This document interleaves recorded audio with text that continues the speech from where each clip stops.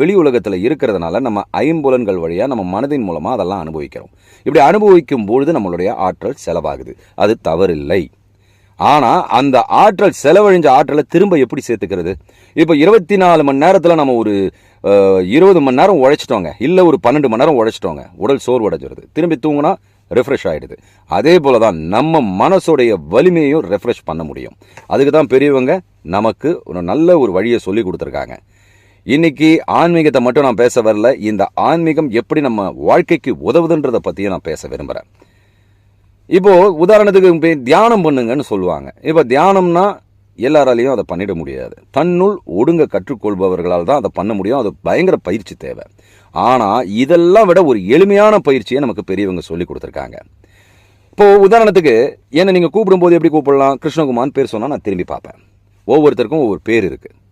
அதுபோல இறைவனையும் நாம் பேர் சொல்லி அழைக்கிறோம்.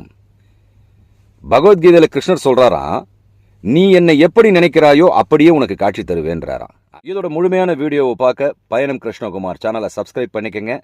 இன்னைக்கு ஈவினிங் இந்த முழுமையான வீடியோவை நீங்க அங்க பார்க்கலாம்.